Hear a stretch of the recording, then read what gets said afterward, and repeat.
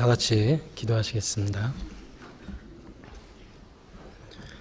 우리의 영혼을 사랑하시고 죄악 가운데서 구원해 주신 거룩하신 하나님, 오늘 저희가 하나님의 은혜를 사모하고 하나님의 도움을 간절히 구하고자 하나님 앞에 한자리 함께 모였습니다. 이 시간 친히 우리 마음에 역사하셔서 마땅히 깨달아야 될 말씀을 함께 나누며 우리 가운데 하나님의 영광만이 나타나지기를 진심으로 바라고 원합니다. 주님, 이 시간 주장하시고 참으로 인도하여 주시옵소서. 우리 각 사람 마음속에 더욱더 하나님께 의지하고 기도하는 마음을 배울 수 있도록 가르쳐 주시고 모든 일 가운데 오직 주님의 능력만을 의지하여 살아갈 수 있는 지혜를 얻을 수 있도록 이 시간 우리를 일깨워 주시기를 주님 앞에 간구드립니다. 우리 주변에 많은 죄악이 우리를 유혹하고 우리를 둘러싼 환경이 우리를 낙심케 하고 흔들어 놓을 때가 많이 있습니다. 오직 주님, 이 모든 어려움을 함께 하시는 하나님의 능력으로 넉넉히 견디며 승리할 수 있도록 주님 도와주시옵소서. 무엇보다도 주님 앞에 더욱 우리 자신을 돌아보며 하나님의 능력만을 의지하는 기도하는 사람이 되기를 주님 앞에 간절히 바라고 원합니다. 일상의 모든 일 가운데 우리 마음속에 기도하는 마음을 일으켜 주시고 하나님을 의지하는 가운데 행할 수 있도록 참으로 도와주시옵소서. 하나님 앞에 우리는 연약하고 어리석습니다. 오직 함께 하시는 하나님의 능력이 아니면 우리는 흔들리고 이 세상 풍조에 떠밀려 갈 때가 많이 있습니다. 지금까지 우리를 지켜주시고 우리의 간증을 보존하셨고 우리의 찬송을 주님 보존해 주셨습니다. 더욱더 주님의 능력에 사로잡힌 바 되어 때마다 또 모든 일마다 승리하며 하나님의 영광을 더욱 나타낼 수 있도록 주님 도와주시옵소서. 잠시 잠깐 후에 우리를 하나님 나라에 각각 불러 모아 주실 때 아무 점도 흠도 없고 영광 중에 찬송 중에 주님 만날 수 있도록 우리를 지켜주시고 보존하여 주시기를 참으로 기도합니다. 이 한 주간에 서울에서 어린이 전도 집회가 진행되고 있습니다. 참석한 모든 영혼들 하나하나를 붙잡아 주시고 오직 그 영혼들이 하나님의 말씀으로 구원받고 오직 아버지 하나님께 기쁨과 영광 돌릴 수 있도록 역사해 주시기를 주님 앞에 간구합니다. 또한 그 기간 동안에 같은 마음으로 협력하고 같은 마음으로 주님 앞에 기도할 수 있도록 우리 모든 형제 자매님들을 더욱 사랑의 띠로 묶어주시기를 아버지 하나님께 기도합니다. 오늘 함께한 이 시간 친히 주 성령께서 역사해 주시고 이 모든 시간 주관해 주시기를 부탁드리며 우리를 사랑하시는 우리 구주 예수님 이름으로 감사하며 기도드렸습니다. 아멘. 신약성경 고린도전서 15장 말씀을 다 같이 찾으시겠습니다. 신약성경 고린도전서 15장 282페이지가 되겠습니다. 1절 말씀부터 같이 찾으시겠습니다.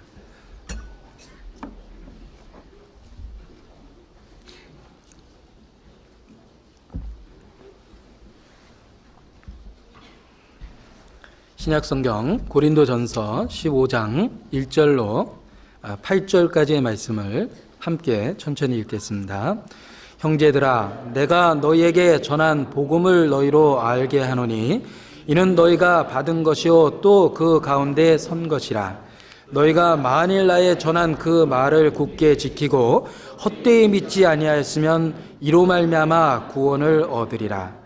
내가 받은 것을 먼저 너희에게 전하였느니 이는 성경대로 그리스도께서 우리 죄를 위하여 죽으시고 장사 지낸 바 되었다가 성경대로 사흘 만에 다시 살아나사 게바에게 보이시고 후에 12 제자에게와 그 후에 500여 형제에게 일시에 보이셨나니 그 중에 지금까지 태반이나 살아있고 어떤 이는 잠들었으며 그 후에 야고보에게 보이셨으며 그 후에 모든 사도에게와 맨 나중에 만삭되지 못하며 난 자 같은 내게도 보이셨느니라. 이번 주에 전국적으로 집회가 많이 진행되고 있습니다. 우리 서울의 이호환 목사님께서도 광주교회 집회 중에 계시고 또 홍정현 목사님은 울산교회 집회 중에 계십니다. 기억하시고 함께 기도해 주셨으면 합니다. 오늘 고린도전서 15장 말씀을 같이 생각을 해보겠습니다. 고린도전서에 아주 그 유명한 이름이 붙어 있는 하나님의 말씀이 있습니다. 고린도전서 13장은 사랑에 관한 장이다라는 이름이 붙어 있고, 또 고린도전서 15장 오늘 읽은 이 말씀은 부활에 관한 장이다 이런 이름이 붙어 있습니다. 그래서 부활장이다 이래서 널리 알려져 있고, 또 많은 분들이 읽고 또 암송하고 있는 그런 말씀 중에 하나라고 생각을 합니다. 우리가 어떤 날을 기념하기 위해서 그 날을 지키는 경우가 있습니다. 예를 들면 3월 1일 그러면 3.1절을 기념한 날이고, 8월 15일 그러면 8.15 광복절을 기념한 날입니다. 미국에서는 7월 4일이라 그래서 그 7월 4일 날 미국 독립선언서가 서명됐던 날입니다. 이 독립선언서를 기념하는 그 날도 또 있습니다. 이 많은 날을 기념하고 있는데 1년의 대부분의 날들은 한 번 정도의 기념일을 갖습니다. 그러나 1년에 52번이나 되는 기념일을 갖고 있는 중요한 날이 있습니다. 대부분의 기념일은 1년에 한 번씩 지나가는데 1년에 52번이나 기념하고 있는 아주 중요한 날이 있는데, 그 날이 바로 주일입니다. 일요일입니다. 예수님이 부활하신 날입니다. 그래서 대부분의 전 세계 많은 크리스찬들이 그 주일날 모여서 함께 집회를 나누고 또 교제의 떡을 나누게 됩니다. 자, 그런데 이 주일, 그 52번이나 1년에 기념한다고 이야기할 수 있는 예수님이 부활하신 날, 그 부활에 관한 이야기를 이 고린도전서 15장에 우리에게 여러 가지로 그 부활에 관한 말씀으로 교훈해 주시고, 새로운 신앙의 각오를 가질 수 있도록 말씀으로 일깨워 주시고 있습니다. 그리스도인에게 부활은 신앙의 출발과 같고 기초와 같다라고 이야기할 수 있습니다. 예수님을 쫓아다녔던 많은 제자들, 예수님이 십자가에 못 박혔을 때 그들은 낙심하고 절망했습니다. 그들은 뿔뿔이 흩어졌습니다. 그러나 3일 후에 예수님께서 미리 말씀하신 것처럼 부활했을 때 그 낙심하고 낙담했던 제자들은 가장 강하고 굳센 모습으로 예수님의 부활을 외치기 시작했고, 그들은 죽음 앞에서조차도 그 신앙을 아주 굳세게 간직을 했습니다. 그 예수님의 제자들도 예수님의 부활과 더불어서 신앙을 회복했고, 비로소 용기를 얻었고 힘을 얻었습니다. 그리고 죽기까지 예수님의 부활에 관한 소식을 전하면서 그 일생을 마쳤습니다. 사도행전을 읽다 보면 사도들이 무슨 메시지를 전했을까? 베드로가 어떻게 설교했고 바울이 어떻게 설교했을까? 앞서간 사도들이 가장 중요하게 전했던 메시지는 무엇일까? 사도행전의 말씀에 잘 나와 있습니다. 그 사도행전 말씀에 그 사도들이 외쳤던 가장 중요한 말씀은 그리스도의 부활이었습니다. 너희가 십자가에 못 박았던 그 예수 그리스도, 그가 살아나셨다. 하나님이 그를 다시 살리셨다. 우리가 그 일의 증인이라. 우리가 보고 들은 것을 너에게 얘기하지 않을 수 없다. 사도들은 예수님의 부활을 힘있게 전했고, 그들이 사도시대 때 외쳤던 가장 핵심적인 메시지가 바로 그 부활에 관한 이야기였습니다. 예수 그리스도의 부활은 우리들의 신앙의 출발이고 중심입니다.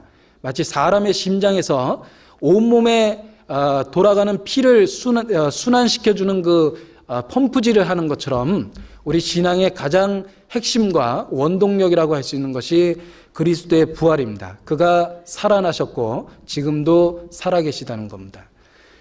그래서 우리가 믿는 신앙은 이 세상에 있는 여타 종교의 모습과는 너무나 다르다고 이야기할 수 있습니다. 이 세상의 많은 종교는 죽은 종교 지도자를 믿고 죽은 가르침을 따릅니다. 그들의 종교 지도자는 죽었습니다. 그들의 무덤은 존재합니다. 그러나 그리스도의 무덤은 빈 무덤입니다. 우리가 믿고 있는 신앙은 이 세상의 많은 종교와 다르다. 우리는 살아있는 그리스도를 믿고 있다는 것이 가장 다른 것 중에 하나라고 이야기할 수 있습니다.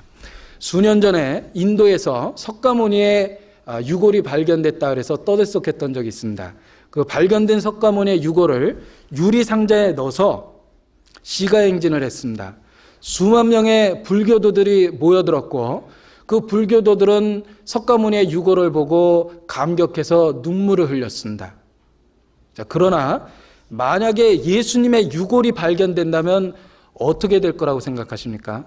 만약에 예수님의 유골이 발견된다면 기독교는 그 순간에 산산이 공중분해될 거라고 생각합니다. 왜냐하면 우리들의 신앙은 그리스도의 부활하심에 있기 때문에 그렇습니다.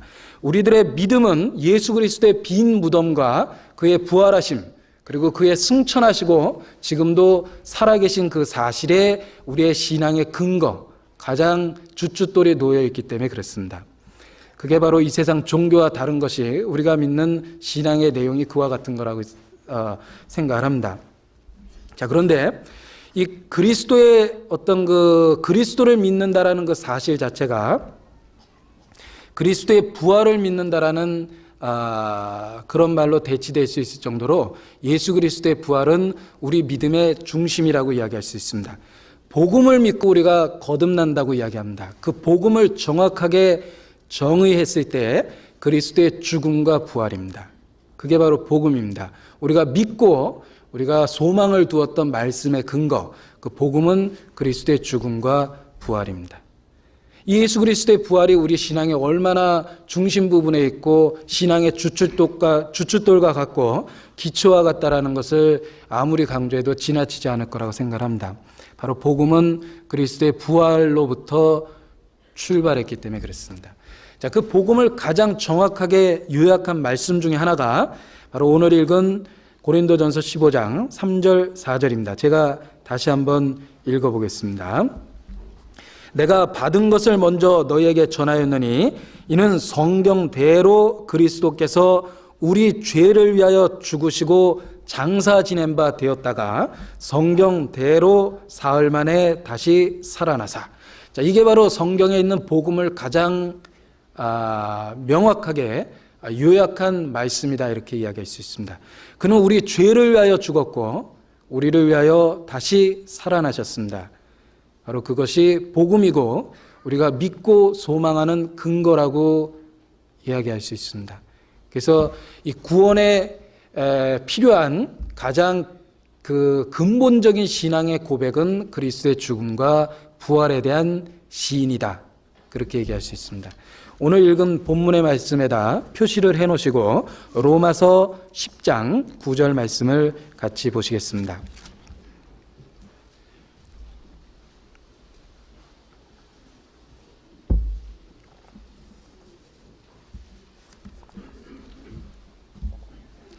로마서 10장 9절 10절 함께 읽겠습니다. 내가 만일 내 입으로 예수를 주로 시인하며 또 하나님께서 그를 죽은 자 가운데서 살리신 것을 내 마음에 믿으면 구원을 얻으리니 사람이 마음으로 믿어 의에 이르고 입으로 시인하여 구원에 이르느니라. 그랬습니다. 자, 내 입으로 예수를 주로 시인하며 하나님께서 그를 죽은 자 가운데 살리신 것을 내 마음에 믿으면 구원을 얻으리니 그랬습니다. 이 구원을 얻는 데 필요한 가장 근본적인 신앙의 고백이 있습니다. 그것은 그가 우리의 구주라는 것과 그가 다시 죽은 자 가운데 살아났다라는 것을 믿을 때 바로 구원을 얻으리니 이렇게 말씀하십니다. 결국은 그리스도의 부활이라는 메시지 없이 우리가 구원의 확신을 갖는다는 건 불가능합니다. 성경대로 그리스도께서 우리 죄를 위하여 죽으셨고 장사 지낸 바 되었다가 성경대로 그가 다시 살아나셨다. 그게 바로 복음이고 우리 신앙의 가장 근본적인 고백입니다. 우리의 신앙은 거기서부터 출발합니다. 자, 이 사탄은 가장 중요한 핵심적인 메시지를 감추려고 노력합니다. 사탄은 그리스도의 부활하심으로 말미암아 자기의 권세가 깨져버렸다라는 걸 감추려고 노력합니다. 그래서 사도행전을 읽어보면 그 대적하는 세력들이 그리스도가 부활했다라는 이야기를 다시 전하지 말라고 위협하고 감옥에 가두고 핍박을 가하는 모습으로 기록되어 있습니다. 사단은 지금도 가장 우리들의 신앙의 고백이라고 할 수 있는 그리스도의 부활을 감추려고 노력합니다. 자기의 권세가 그리스도의 부활하심으로 깨졌기 때문에 그렇습니다. 예수 그리스도의 부활하심은 사탄의 권세를 깨버린 겁니다. 사망의 세력을 잡은 마귀를 없이 하려 하신 겁니다. 이 세상 임금이 쫓겨날 때가 됐다고 그랬죠. 예수님이 십자가에 달리시기 전에 하신 말씀입니다. 그가 십자가에 매달리셨고 부활하셨을 때 사탄의 권세는 깨졌고 이 세상 권세 잡은 자가 쫓겨났습니다. 그래서 예수님이 이르시기를 하늘로부터 사탄이 번개처럼 떨어지는 것을 내가 보았다 그랬습니다. 그의 운명이 끝이 나버렸습니다. 사탄의 권세는 완전히 깨져버렸습니다. 머리 깨진 뱀이라고 우리가 성경 말씀을 통해 비유합니다. 자, 그런데 사탄은 그 사실을 감추려고 노력합니다. 자기의 권세가 깨졌다라는 것을 사람들에게 감추게 하려고 지금도 노력하고 그래서 복음 전하는 많은 일들을 회방하고 있다고 생각합니다. 마치 옛날에 어떤 그 고을 사또가 백성들을 학대하고 부정 축제를 했다고 해보죠. 자, 조정에서 그것을 알고 그의 관직을 뺏어버렸습니다. 그 고을 사또의 자리를 빼앗고 파직을 시켜버렸습니다. 그런데 그 소식이 백성들에게 알려지는 것을 두려워한 이 고을 사또가 이미 조정에서는 그를 파직시켜버렸는데 그 사실을 백성들이 알까봐 쉬쉬하고 그리고 계속 자기가 사또의 권세 있는 것처럼 사람들을 위협하고 재산을 축적한다면은 합당하지 않은 거라고 이야기할 수 있습니다. 만일 우리가 그 사실을 알게 되었다면은 당장의 사또에게 대들고 힘을 모아서 그 조정에서 내쫓은 그를 더 몰아낼 거라고 생각합니다. 자, 비유하면 그와 같은 상황이 지금 영적인 세계에 벌어지고 있다. 그렇게 얘기할 수 있습니다. 사탄은 이미 그 권세를 빼앗겼습니다. 그리스도의 부활하심은 사탄의 권세를 박살을 내버린 겁니다. 그래서 사탄은 그 사실을 어떻게 해서든지 감추려고 하고 자기에게 큰 힘과 능력이 있는 것처럼 허세를 부립니다. 그러나 우리가 이 진리의 말씀을 분명하게 붙들 때 그 사탄의 허세가 드러나고 사탄은 이미 그 권세를 잃어버렸다는 것을 깨닫게 됩니다. 그래서 우리가 죄로부터 자유함을 얻게 되고 하나님의 주시는 자유함을 더욱더 누릴 수 있다라고 생각합니다. 너희가 세상에서 환난을 당하나 담대하라. 내가 세상을 이겨노라 그러셨습니다. 예전에 선교사들이 많이 불렀던 그 복음성가 중에 이런 그 복음성가가 있습니다. In the name of Jesus, in the name of Jesus, we have the victory. In the name of Jesus, in the name of Jesus, we have the victory. 많이 들어본 곡조고 가사라고 생각을 합니다. 예수 그리스도의 이름으로 승리를 얻겠네. 뭐 이렇게 개사를 해서 많이 불렀죠. We have the victory입니다. 우리가 승리를 갖고 있다 이렇게 되어 있습니다. 우리는 그리스도 안에서 이미 승리한 그 권세를 누리고 있는 겁니다.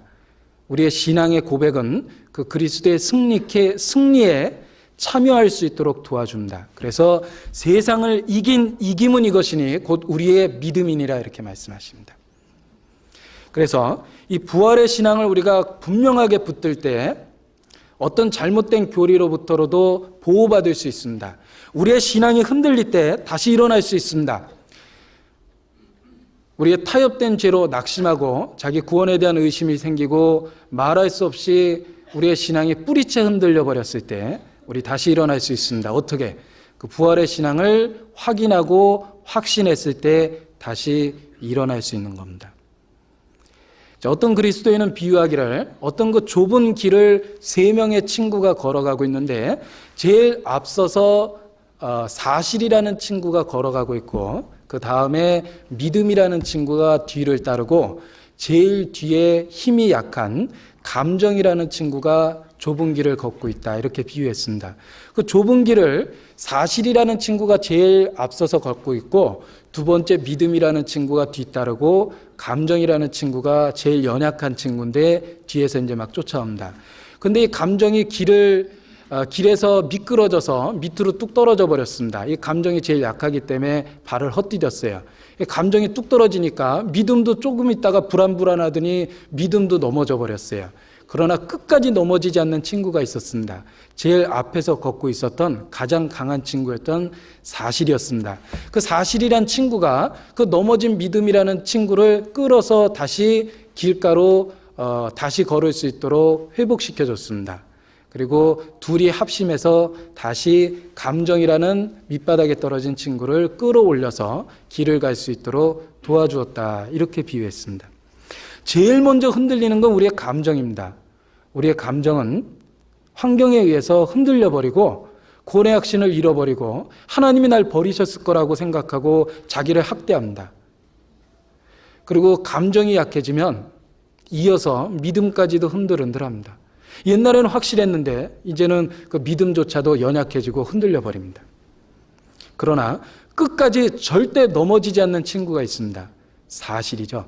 그리스도는 우리를 위해서 죽으셨고 그는 부활하셨습니다. 그건 사실입니다. 그건 하나님의 증가신 온 천하에 공포된 사실입니다. 진리입니다. 그 쓰러지지 않는 사실이라는 친구가 흔들렸던 믿음을 다시 세워놨습니다. 그리고 사실과 믿음이 합심해서 다시 감정도 일으켜 세웠다는 겁니다. 우리에게 중요한 건 감정이 아닙니다. 우리에게 중요한 건 사실입니다. 너희 눈앞에 그리스도의 십자가가 너희 눈앞에 밝히 보이거늘 누가 너희를 꾀이더냐 그랬습니다. 그리스도는 십자가에 못 박혔고 하나님은 그를 다시 살리셨습니다. 그리고 우리가 알아들을 수 있는 언어로 그것을 증거하셨고 성경에 기록하셨습니다. 수많은 목격자를 두셨습니다. 우리가 그 사실을 붙들면 흔들리는 믿음도 세울 수 있습니다. 그리고 쓰러졌던 감정도 다시 회복할 수 있습니다. 우리는 승리를 갖고 있습니다. 그리스도 안에서 We have the victory 그랬죠? 우리는 승리를 가지고 있다. 그래서 담대한 겁니다. 너희가 세상에서 환난을 당하나 흔들릴 수 있습니다. 내가 세상을 이겼노라 그러셨습니다. 이 그리스도의 죽음과 부활이라는 놀라운 사실이 우리들의 흔들리는 믿음을 세워주고 우리들의 흔들리는 감정을 다시 붙잡아 줍니다. 신앙의 가장 중요한 핵심입니다. 그리스도의 부활하심입니다. 그가 살아나셨습니다. 우리가 믿고 의지하고 소망하고 바라고 있는 그 이유가 그리스도가 살아나셨다는 데 있습니다. 그래서 오늘 이 부활에 관한 이야기를 여러 가지 말씀으로 마음에 다시 일깨우고 그 부활의 신앙 위에 다시 우리 신앙을 좀 굳게 세워보자는 그런 취지에서 오늘 고린도전서 15장에 있는 이 부활에 관한 말씀을 같이 읽은 겁니다. 이 그리스도가 부활하셨다라는 그 사실은 두 가지 사실에 의해서 뒷받침되고 있습니다. 입증되고 있습니다. 그리스도의 부활에 관한 사실에 대한 두 가지 확실한 증거를 지금 읽은 고린도전서 15장이 우리에게 제시해주고 있습니다. 첫 번째는 성경대로라는 것과 두 번째는 목격자들에 관한 이야기입니다. 고린도전서 15장 3절을 다시 보겠습니다.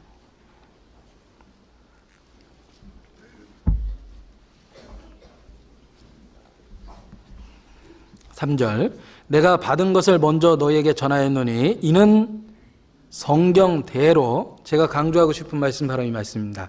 성경대로 그리스도께서 우리 죄를 위하여 죽으시고 장사 지낸 바 되었다가 성경대로 사흘 만에 다시 살아나셨다.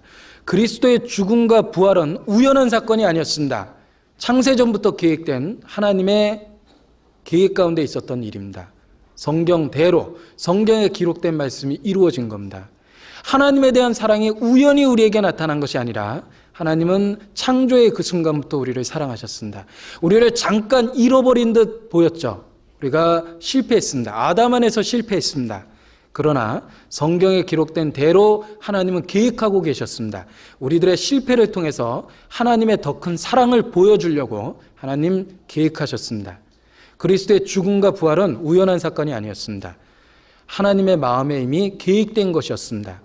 자기의 뜻대로 이루시는 그분의 계획 가운데 있었던 사건입니다. 성경대로. 그리스도가 부활했다는 가장 확실한 증거는 성경대로입니다. 수많은 하나님의 기록된 증언의 말씀들이, 성경 말씀이 그리스도의 죽음과 부활을 우리에게 확신시켜 줍니다. 첫 번째 가장 확실한 부활에 관한 증거, 성경대로입니다. 자, 그리고 두 번째로 많은 목격자들에 관한 이야기를 바울이 예로 들었습니다. 그래서 6종류의 증인들을 이야기하는데, 게바에게 보이셨다, 베드로죠.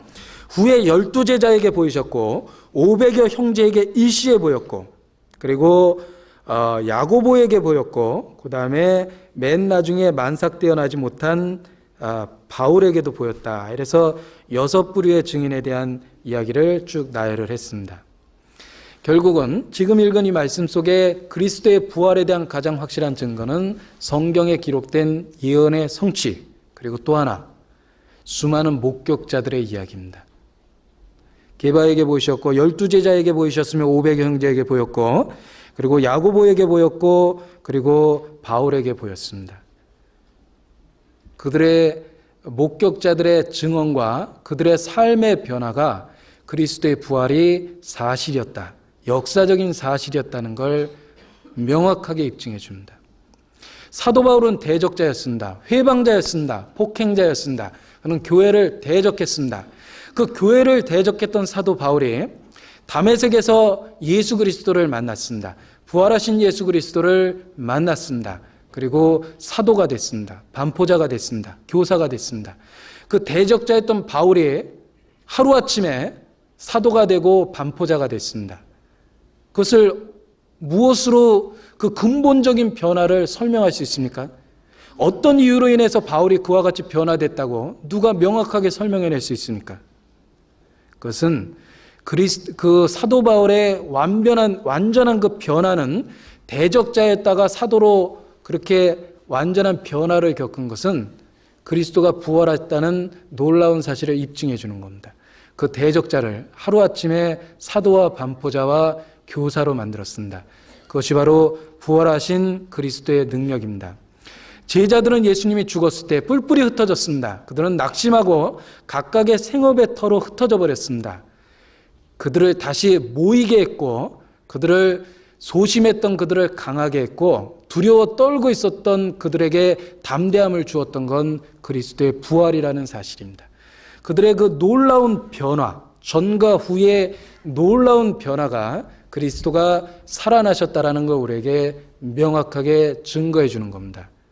그래서 바울은 부활에 대한 증거로서 성경대로라는 말과, 그리고 그 부활을 목격한 증인들에 대한 이야기를 우리에게 해줍니다. 그래서 그 부활의 사실이 분명한 사실이라는 것, 꾸며낸 이야기가 아니라는 것을 우리에게 증거를 해줬습니다. 지금 우리 주변에도 부활하신 예수 그리스도에 대한 수많은 증거가 있습니다. 우리 가운데 처음부터 말씀을 순종하고 받아들인 사람은 아마 별로 없으실 겁니다. 누구든지 하나님을 알기 전에는 대적자였습니다. 우리는 자기의 작은 지식으로 진리를 판단하고 하나님을 회방하고 하나님을 모욕하는 이야기를 서슴지 않았습니다. 우리는 다 죄인 중에 괴수였습니다. 그러나 복음을 듣고 우리가 변화됐을 때 어린아이처럼 단순해지고 그리스도에 대한 부활의 사실을 받아들이게 됐습니다. 그리고 가치관이 바뀌고 생각이 바뀌고 삶의 목표가 바뀌었습니다. 그리고 나 같은 죄인에게 놀라운 소망이 생겼습니다. 의의 나라, 거룩한 나라, 하나님이 계시는 곳에 갈 수 있다는 확신이 생겼습니다. 전과 후는 분명히 다릅니다. 그것을 무엇이 그렇게 우리를 변화시켰는지 누가 설명할 수 있겠습니까? 그리스도의 복음이 그걸 증거해 줍니다. 그리스도는 살아계십니다. 그 복음은 능력이 있습니다. 그래서 우리의 생애를 바꿔주고 우리의 삶의 방향을 완전히 바꿔주는 겁니다. 그래서 누구든지 그리스도 안에 있으면 새로운 피조물이 된다 그랬습니다. 우리 각 사람에게 있어서의 삶의 변화, 바로 지금도 살아계신 예수 그리스도를 명백하게 증거해 주는 또 하나의 증거들입니다. 그래서 이 바울은 부활하신 그리스도를 목격한 그 사도들을 예로 들었고, 우리 시대에 우리는 우리 가운데 구원받고 확실히 그 생애의 변화를 겪은 사람들을 예로 들을 수 있습니다. 이 복음이 말로만 우리에게 이른 것이 아니라 성령과 능력과 확신으로 이루어졌다. 내 삶에 생긴 변화, 그리스도를 알고 내게 일어났던 변화들, 바로 그리스도가 부활했다는 또 다른 증거 중에 하나입니다. 이 복음은 지금도 우리 가운데 역사하고 부활하신 그리스도는 지금도 우리 생애를 변화시키고 있습니다. 부활에 대한 여러 가지 증거 중에 하나라고 생각합니다. 자, 우리 자신을 한번 하나님 앞에서 한번 되돌아보십시오. 자, 새로운 한 해를 맞이할 때마다 진짜 어떤 기대감을 갖습니다. 올해는 진짜 주님이 오실까? 더욱더 가까워진 것 같은 느낌을 받지 않습니까? 우리에게 주어진 시간이 한 해가 가고 또 다른 한 해가 왔습니다. 주님이 여기 계시다면 한 발자국 틀림없이 앞으로 다가간 겁니다. 시간이라는 게 그런 의미를 줍니다. 우리는 하나님께 더욱더 가까이 갔습니다. 이제 곧 만날 날이 아주 가깝다고 이야기할 수 있습니다. 자, 곧 재림하실 예수님 앞에서 자기 신앙을 이 시간 한번 돌아보십시오. 진짜 자기의 신앙이 부활의 신앙이라고 생각합니까? 어떤 변화를 겪으셨습니까? 그 전과 후에 뭐가 달라졌는지 어떤 증거를 보여줄 수 있습니까? 혹시 교리적인, 지식적인 고백만 하고 있지는 않습니까? 어떤 삶의 변화를 겪었습니까? 틀림없이 전과 후는 다릅니다. 부활하신 그리스도는 살아계시고 역사하시고 지금도 활동하고 있기 때문에 우리를 그냥 두지 않습니다. 우리 생애에 변화를 일으킵니다. 그래서 작든 크든 누구든지 진짜 구원을 받았다면 삶에 아주 큰 변화를 겪습니다. 그리고 자기에게 자기 생애에 있었던 가장 큰 사건으로 구원받았다는 사실을 이야기할 수밖에 없습니다. 우리 개인적으로 큰 사건이 있죠. 개인적으로 뒤돌아볼 만한 인생의 어떤 큰 사건이 있습니다. 입시를 치렀던 사건도 있고 처음에 취직했던 사건도 있고 그리고 연애를 했던 기억도 있고 결혼을 했던 기억도 있습니다. 자녀를 낳았던 기억도 있습니다. 사랑하는 사람을 죽음으로 잃어버린 기억도 있습니다. 많은 삶의 기억이 있습니다. 그 모든 기억 가운데 제일 먼저 떠올릴 수 있는 사건이 무엇입니까? 우리 개인의 구원입니다. 틀림없이 그리스도인에게 있어서 최고의 사건은 자기의 구원입니다. 그리고 그 전과 후는 분명히 달라지게 돼 있습니다. 부활하신 그리스도를 만나고 변화되지 않은 사람이 있으면 성경에서 한번 찾아보십시오. 누가 부활하신 그리스도를 만나고 변화되지 않았습니까? 우리가 진짜 구원을 얻었다면 자기의 삶의 변화를 자기가 압니다. 가치관이 바뀌고 생각이 바뀝니다. 말하는 것이 바뀝니다. 삶의 목표가 바뀝니다. 그래서 그리스도가 부활했다는 걸 자기도 스스로 또다시 확신할 수 있습니다. 그는 살아계십니다. 사도행전 10장 40절입니다.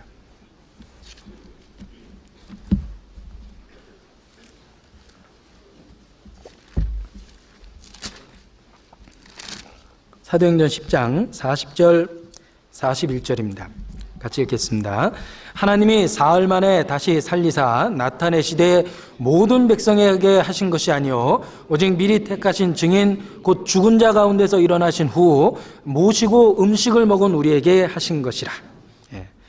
그리스도께서 다시 살아나셨습니다. 그런데 그 살아나셨다는 사실을 나타내시되 모든 백성에게 하신 것이 아니고 오직 미리 택하신 증인 곧 죽은 자 가운데 일어나신 후에 모시고 음식을 먹은 우리에게 하신 것이라. 자, 그 옛날 예수님이 부활하셨을 때 부활하신 예수님을 만난 사람들은 모두 다 구원받은 그리스도인들이었습니다. 대적자들은 부활하신 그리스도를 본 적이 없습니다. 부활하신 그리스도를 개인적으로 만났던 사람들은 다 구원 얻었던 사람들입니다. 우리 시대도 마찬가지입니다. 우리 시대에 진짜 거듭난 사람 마음속에 부활하신 그리스도께서 역사하십니다. 지금도 활동하고 계십니다. 지금도 움직이고 계십니다. 그래서 우리의 마음을 수시로 감동시키시고 하나님 뜻대로 살아가야 된다는 교훈을 일깨워 주십니다. 완고한 내 마음속에 하나님을 의지해야 된다는 필요성을 더욱더 느끼게 해줍니다. 그리고 기도하지 못하는 우리의 마음을 책망하시고 그리고 기도할 수 있는 마음과 시간을 주십니다. 하나님 앞에 무릎을 꿇게 합니다. 부르짖게 합니다. 그리스도는 지금도 우리 생애에 역사하시고 우리에게 변화를 일으키십니다. 그는 부활하셨고 지금도 살아계시기 때문에 그렇습니다.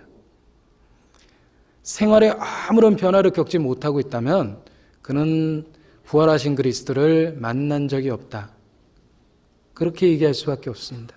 그의 신앙이 죽어 있다라고 이야기할 수밖에 없습니다. 누구든지 그리스도 안에 있으면 새로운 피조물이 되기 때문에 그렇습니다. 고린도전서 15장 다시 보시겠습니다.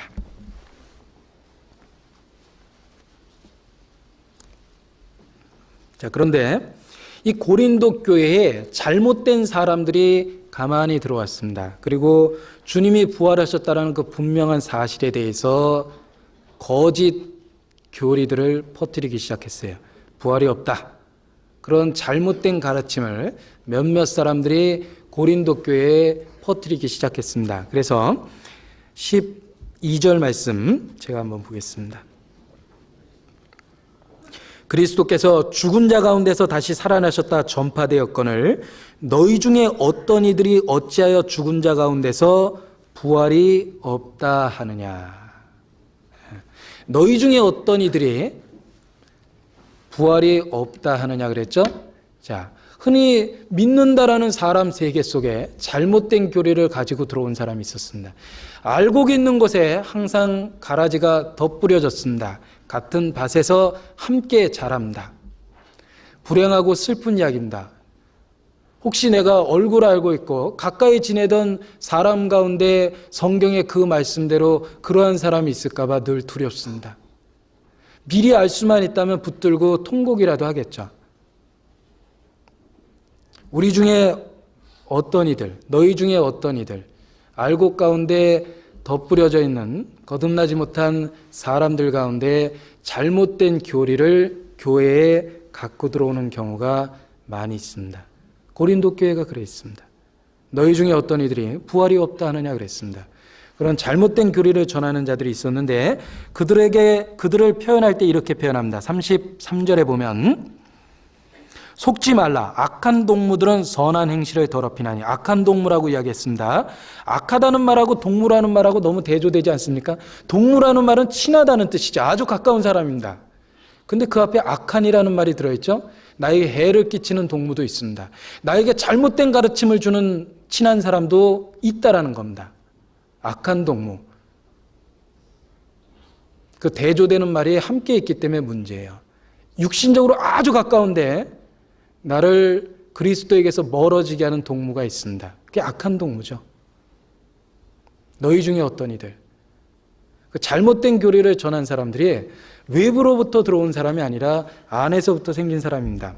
자, 그들이 뭐라고 주장했냐면 35절. 누가 묻기를 죽은 자들이 어떻게 다시 살며 어떠한 몸으로 오느냐. 야, 죽었다 어떻게 다시 살아나느냐. 이해할 수 없다. 고로 부활이 없다. 그렇게 주장하는 많은 사람들이 있었습니다.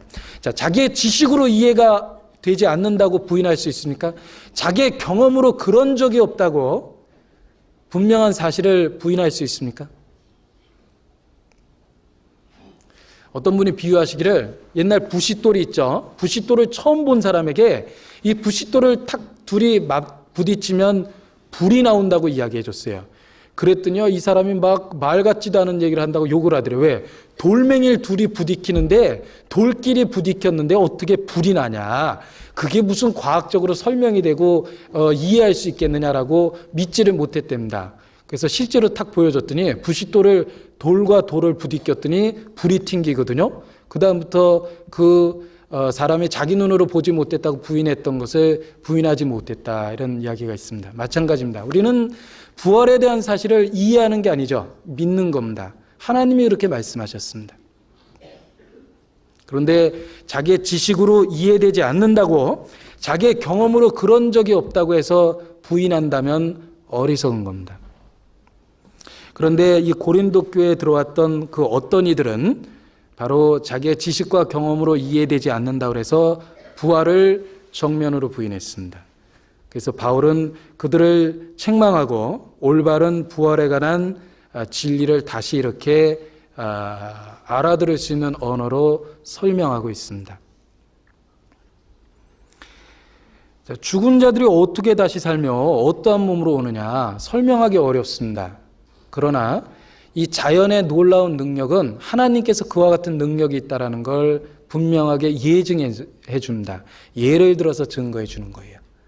그 씨앗은 아주 작고 보잘것없습니다. 그러나 그 씨앗은 아름다운 꽃이 되고 큰 나무가 됩니다.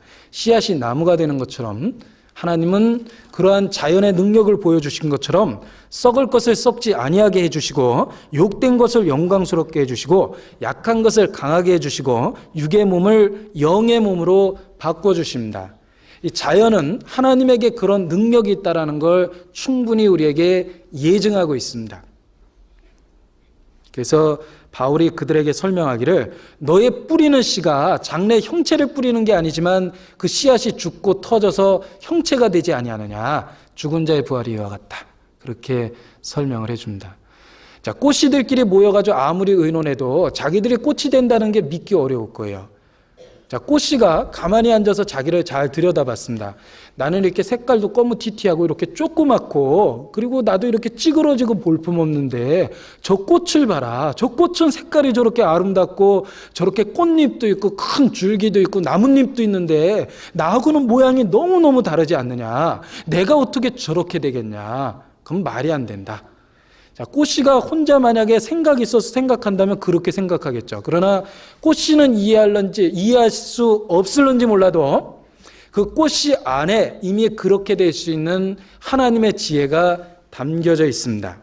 그리고 그 꽃씨는 심으면 터지고 분해되지만 그 가운데 싹이 나고 아름다운 꽃이 됩니다. 우리의 육신의 모양은 씨앗과 같습니다. 우리는 다 이해할 수 없지만 분명한 건 이 육의 몸이 영의 몸으로 덧입힌다라는 겁니다. 하나님의 능력이 우리를 변화시킨다는 겁니다. 그래서 바울은 그 씨앗의 비유로 죽은 자의 부활이 있다는 것을 그렇게 알아들을 수 있게 예증을 해줬습니다. 자, 그러면서 바울이 그 부활이 없다라는 사람들에게 부활이 없다면 과연 우리의 믿음이 어떻게 되겠느냐라면서 몇 가지 이야기를 해줍니다. 자, 부활이 만약에 없다면 고린도전서 15장 14절부터 제가 쭉 읽어보겠습니다. 13절부터 제가 읽어보겠습니다. 만일 죽은 자의 부활이 없으면 그리스도도 다시 살지 못하였으리라. 그리스도께서 만일 다시 살지 못하였으면 우리의 전파하는 것도 헛것이요 또 너희의 믿음도 헛것이며 또 우리가 하나님의 거짓 증인으로 발견되리니 우리가 하나님이 그리스도를 다시 살리셨다고 증거하였습니다. 만일 죽은 자가 다시 사는 것이 없으면 하나님이 그리스도를 다시 살리지 아니하셨으리라. 만일 죽은 자가 다시 사는 것이 없으면 그리스도도 다시 사신 것이 없었을 터이요 그리스도께서 다시 사신 것이 없으면 너희의 믿음도 헛되고 너희가 여전히 죄 가운데 있을 것이요 또한 그리스도 안에서 잠자는 자도 망하였으리라. 만일 그리스도 안에서 우리의 바라는 것이 다만 그 이생뿐이면 모든 사람 가운데 우리가 더욱 불쌍한 자리라.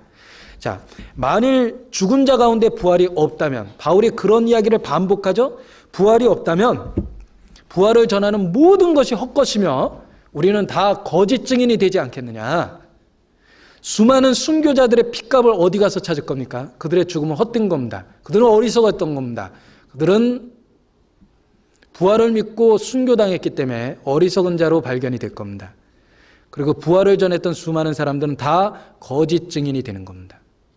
부활이 없다면. 자, 바울은 그와 같은 그 역설로서 부활이 있다라는 것을 거꾸로 강조하고 있습니다.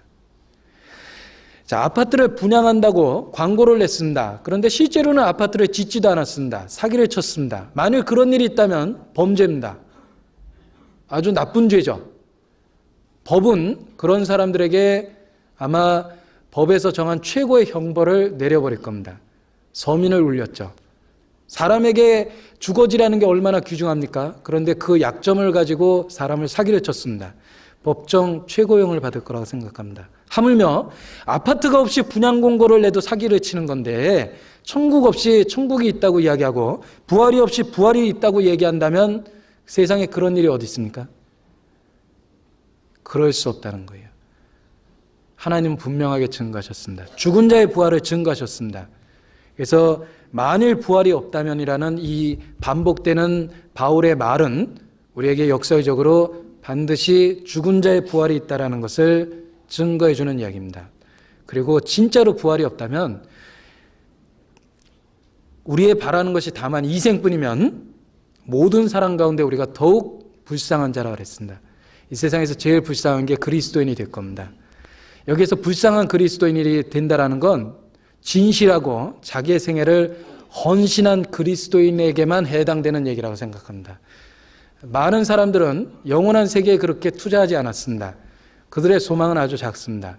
그들은 천국이 없다 하더라도 그렇게 불쌍하지 않습니다. 이 세상에서 즐길 걸 너무 많이 즐겼고 자기의 몫을 너무 많이 두고 생활을 했습니다. 그러나 소수의 진실한 그리스도인들, 진짜 죽음 이후에 영원한 세계에 소망을 걸었던 그리스도인들, 그들은 세상에서 제일 불쌍한 사람이 아마 될 겁니다. 그럴 수 없다라는 거예요. 하나님은 공의롭습니다. 그럴 수 없다라고 이야기합니다.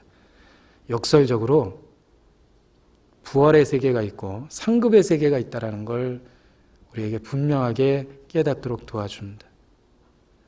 이 세상의 눈만 가지고 그리스도인을 바라본다면 불쌍하죠. 쉬는 날 놀지도 못하고 많은 시간을 교회에 빼앗기고 많은 물질을 빼앗기고 불쌍해 보일 겁니다. 그러나 그렇지 않다라는 걸 우리에게 분명하게 가르쳐 줍니다. 만약 우리가 베드로나 바울 당시에 있었다고 해보죠. 그리고 믿지 않은 베드로나 바울의 친척이었다고 한번 생각을 해보죠. 그러면 그 친척이, 믿지 않는 그 친척이 뭐라고 이야기했을 것 같습니까? 아마 이렇게 얘기했을 겁니다. 야, 우리 친척 중에 베드로 있잖아. 그 베드로에 관한 이야기 들어봤어? 그가 나사렛에 예수라는 사람을 그리스도라고 믿고 쫓아다녔대. 3년 반 동안에나 되게 고생했대네. 근데 죽었잖아. 그런데 부활했다고 그걸 믿더니 열심히 쫓아다니고 고생하더니 결국은 십자가에 거꾸로 못 박혀 죽었대. 야, 그제 예수 믿다가 망했구나. 아마 예수 안 믿는 친척들이 있다면 다 모여가지고 그런 식으로 얘기했을 거예요. 그죠? 바울의 친척들도 아마 그렇게 얘기했을 겁니다. 아유, 그렇게 장래가 촉망되던 청년이 예수 믿는다고 돌아다니다가 그 고생을 그냥 수십 년 동안 집 떠나서 그렇게 고생하더니 결국 로마 가서 재판받아가지고 목 잘려서 죽었다며. 아이고, 그 집안 망했구나. 아마 당시에 안 믿는 친척들이 있다면 베드로와 바울에 대해서 틀림없이 그렇게 얘기했을 겁니다. 우리 주변에 우리의 신앙을 그렇게 얘기하는 사람 혹시 없으십니까? 아마 많이 있을 겁니다. 우리의 신앙의 내용을 이해하지 못하고 우리 믿음의 소망에 관한 이유를 전혀 알지 못하는 주변 사람들이 우리 신앙생활을 그런 식으로 비판합니다. 그러나 우리에게 하나님이 약속하신 영원한 세계가 있습니다. 만일 이 생뿐이면 너희가 모든 사람 가운데 더욱 불쌍한 자라 그랬죠. 자, 거꾸로 이야기해보죠. 이 생뿐이 아닙니다. 영원한 세계가 있습니다. 하나님 앞에 상급의 세계가 있습니다. 그 영원한 세계가 있다면 누가 이 세상에서 제일 불쌍할 거라고 생각하십니까? 하나님을 모르는 자들, 하나님과 아무 상관없이 살았던 사람들, 그 생활 속에 하나님이 인정하지 않았던 사람들, 육신에 속한 사람들, 그들이 세상에서 제일 불쌍한 사람입니다. 이 세상의 불신자를 보면 진짜 그 동정의 마음이 솟아날 때가 많습니다. 옛날에는 범죄자들에 대해서 경멸했습니다. 지금은 그렇지 않습니다. 불쌍합니다. 그 진짜 불쌍한 사람입니다. 이 세상에 제일 불쌍한 사람, 하나님 없는 사람입니다. 그들이 세상에서 더욱 불쌍한 자입니다.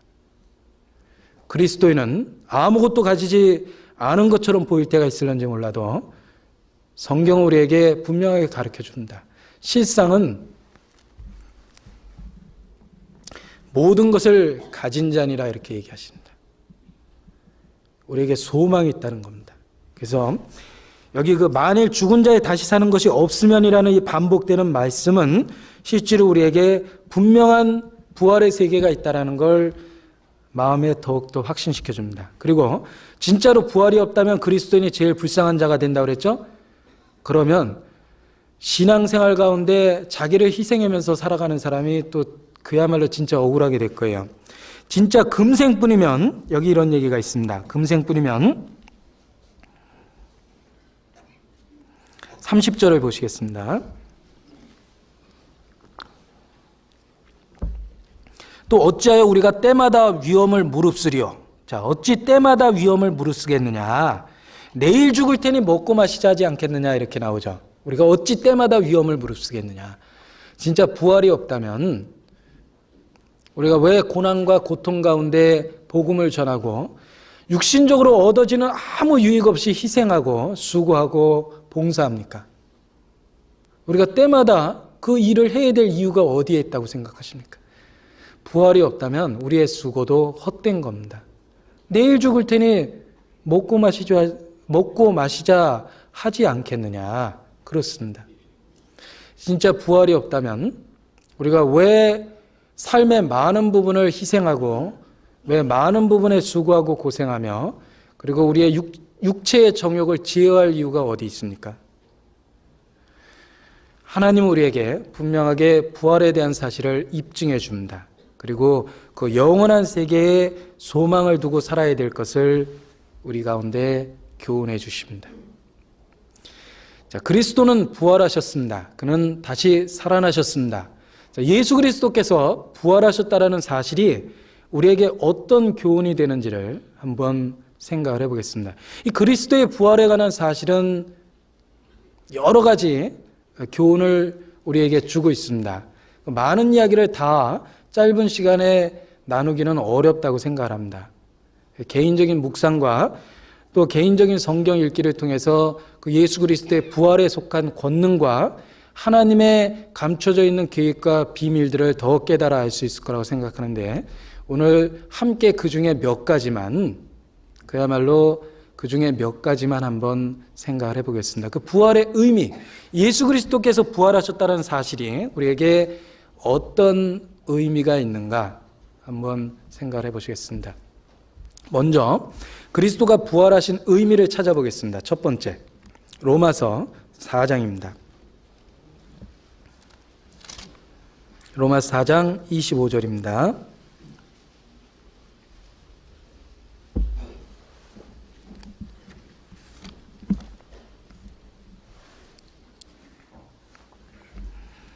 로마서 4장 25절.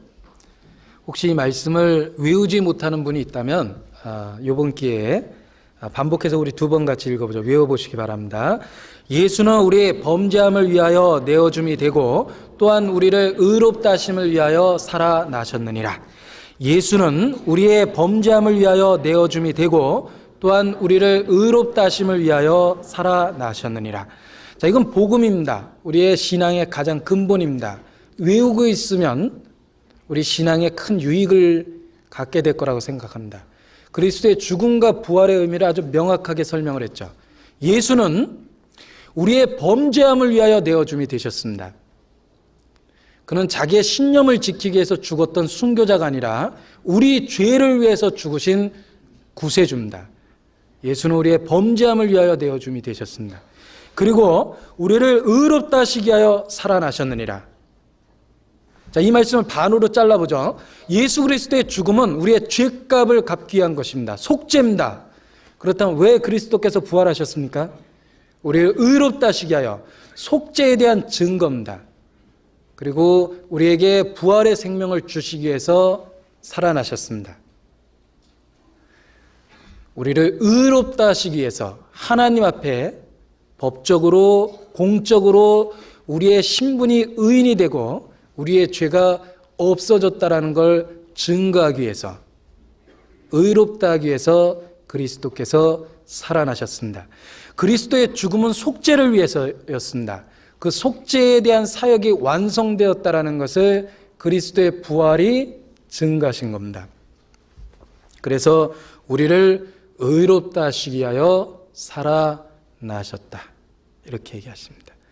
그리스도의 부활의 첫 번째 의미는 우리를 하나님 앞에서 의롭다 하시기 위하여 부활하셨다는 겁니다. 베드로전서 1장 3절입니다.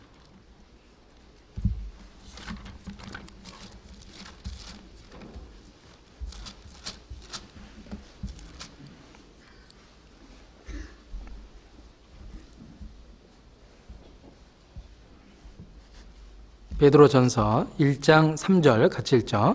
찬송하리로다. 우리 주 예수 그리스도의 아버지 하나님이 그 많으신 긍휼대로 예수 그리스도의 죽은 자 가운데서 부활하심으로 말미암아 우리를 거듭나게 하사 산 소망이 있게 하시며, 자, 그리스도를 죽은 자 가운데서 부활하게 하심으로 말미암아, 자, 그리스도의 부활하셨다라는 사실이 우리에게 어떤 영향을 주었냐면 우리를 거듭나게 했습니다. 의롭게 만들었습니다. 그리스도께서 부활하시지 않았다면 우리는 여전히 죄 가운데 있었을 거라고 성경은 이야기합니다. 그리스도가 부활했다라는 건 우리 죄가 용서됐다라는 보증입니다. 자, 믿음에 있지 않을 때 하나님 앞에 기도했습니다. 하나님, 진짜 내 죄를 용서하셨다라는 증거를 주십시오. 하나님께서 내 죄를 용서하시고 나를 받아주셨다라는 개인적인 증거를 갖기를 원합니다. 주님, 내게 그 증거를 주십시오.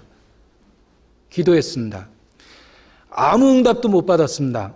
그런데 유일하게 받은 응답이 있습니다. 그리스도께서 부활하셨다는 겁니다. 우리를 의롭다 하시기 위해서 가장 확실한 증거를 주셨습니다.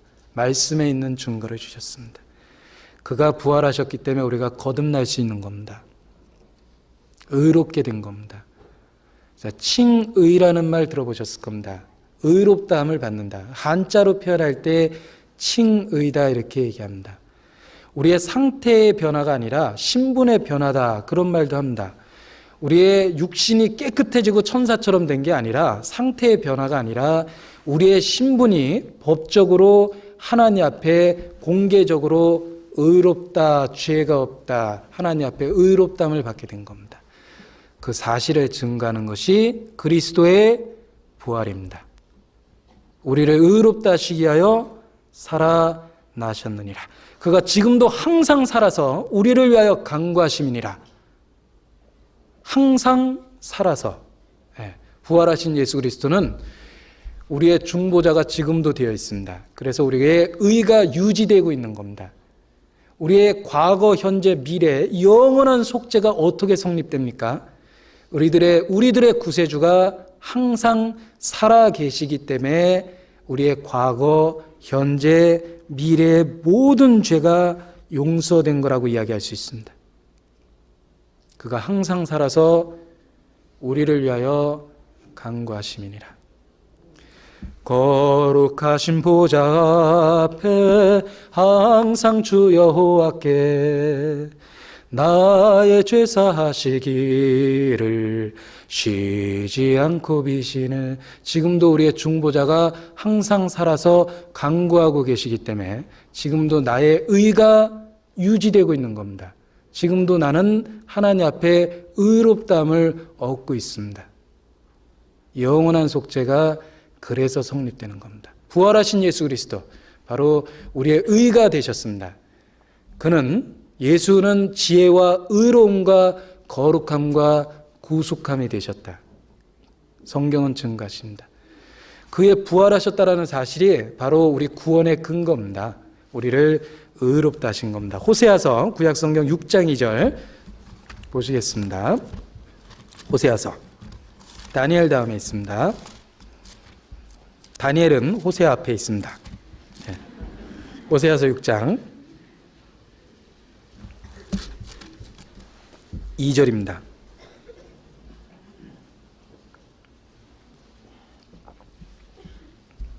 같이 읽겠습니다. 여호와께서 이틀 후에 우리를 살리시며 제3일에 우리를 일으키시리니 우리가 그 앞에서 살리라. 제3일에 우리를 일으키시리니 그랬죠? 예수 그리스도께서 증가하시기를 제3일에 내가 다시 살아나리라. 자, 제3일 그리스도의 부활의 날입니다. 제3일에 우리를 일으키시리니 그랬죠? 예수 그리스도가 부활될 때 우리를 일으키셨습니다. 그리스도의 부활하심을 통해서 모든 자를 하나님 앞에 일으키신 겁니다. 우리가 살리라. 그리스도가 부활하셨을 때 우리도 살았습니다. 내가 살았고 너희도 살겠습니다. 예수님 말씀하셨습니다.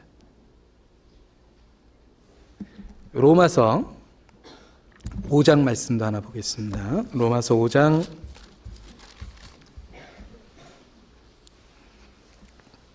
10절입니다.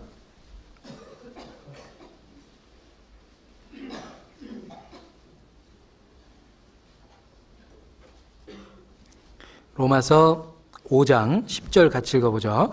곧 우리가 원수 되었을 때에 그 아들의 죽으심으로 말미암아 하나님으로 더불어 화목되었은즉 화목된 자로서는 더욱 그의 살으심을 인하여 구원을 얻을 것이니라. 자, 우리가 원수 되었을 때 그 아들의 죽으심으로 하나님과 더불어 우리가 화목해 되었습니다. 화목된 자로서는, 이제 구원 얻은 자로서는 더욱, 이 더욱이라는 말이 이 로마서 5장에 많이 나옵니다. 나중에 기회가 있으면 한번 동그라미 쳐보세요. 무지 많이 나옵니다. 5번 나옵니다. 더욱 그의 살으심을 인하여 구원을 얻을 것이라 이렇게 되어 있습니다. 그의 살으심을 인하여 더욱 구원을 얻을 것이라. 우리가 원수 되었을 때 우리 죄가 용서됐습니다. 화목된 자로서는 더욱 그의 살으심을 인하여 구원을 얻을 것이다. 우리의 현재의 죄가 용서되고 있습니다. 어떻게 해서 영원한 속죄가 성립되냐면 그의 살으심을 인하여 용서된 겁니다. 그래서 영원한 속죄를 이루셨다고 성경에 증거하신 겁니다. 자, 혹시 구원을 확실히 받으신 이후에 그래서는 안 되겠지만 큰 시험에 빠졌습니다. 큰 죄를 졌습니다. 아마 하나님 앞에 개별적인 징계도 있고 마음의 큰 고통도 받게 될 거라고 생각합니다. 자, 그때 사단은 더욱더 기회를 봅니다. 그리고 그 기회에 그 사람의 신앙을 완전히 망가뜨리기 위해서 끊임없이 송사합니다. 넌 이제 끝났어.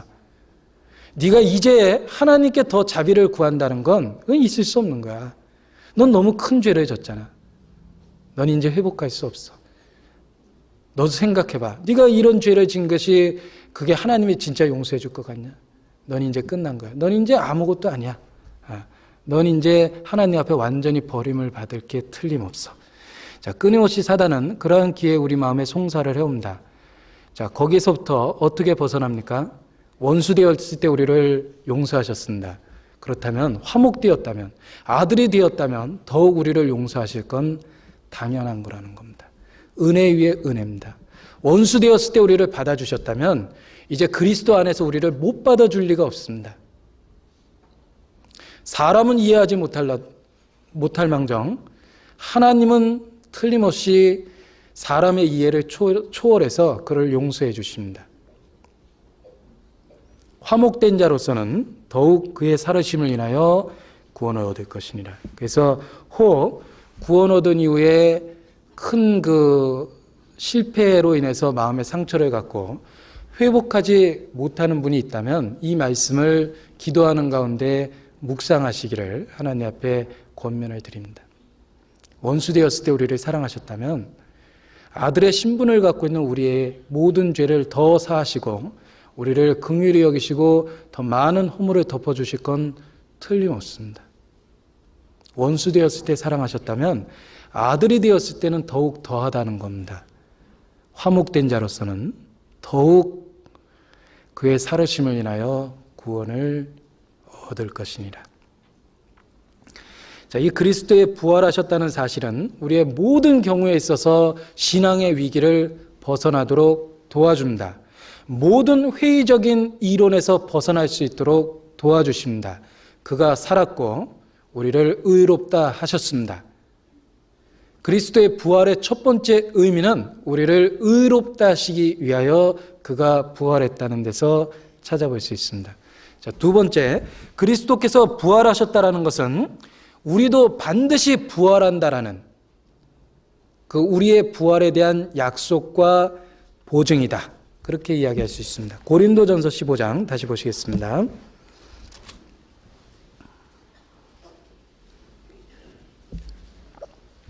고린도전서 15장 13절입니다. 같이 읽어보죠. 만일 죽은 자의 부활이 없으면 그리스도도 다시 살지 못하셨으리라. 20절도 같이 읽겠습니다. 그러나 이제 그리스도께서 죽은 자 가운데서 다시 살아 잠자는 자들의 첫 열매가 되셨도다 그랬습니다. 자, 죽은 자 가운데 부활이 없었다면 그리스도께서도 다시 살지 못하셨을 것이며 그러나 그리스도께서 죽은 자 가운데 살아나심으로 첫 열매가 되셨다. 자, 우리에게도 부활이 있다라는 사실을 그리스도의 부활이 증거해 주는 겁니다. 그리고 그가 첫 열매가 됐다라는 건 이어지는 수많은 열매들이 있을 것이라는 것의 보증입니다. 자, 과수원에 갔습니다. 열매를 맺힐 때가 됐습니다. 그래서 열매를 맺히는지 늘 과수원을 살펴봤는데 어느 날 아주 탐스럽게 익어 있는 첫 열매를 발견했습니다. 기쁜 마음으로 첫 열매를 땄습니다. 그 첫 열매를 따면서 무슨 기대감을 갖습니까? 그와 똑같은 열매들이 앞으로 계속해서 맺혀질 거라는 기대감을 갖게 되는 겁니다. 그리스도는 잠자는 자의 첫 열매였습니다. 첫 열매라는 건 이어지는 수많은 사람들의 믿는 자의 부활이 있을 것이라는 것의 보증이었다는 겁니다. 자, 그리스도의 부활에 대한 의미의 두 번째는 우리 부활을 보증하고 있다는 겁니다. 우리에게 반드시 부활이 있다라는 것을 그리스도의 부활이 증거해 주는 겁니다. 첫 열매가 되셨다는 건 또 다른 수많은 열매가 있을 것이라는 것의 보증과 같기 때문에 그렇습니다. 고린도 후서 4장 14절입니다. 고린도 후서 4장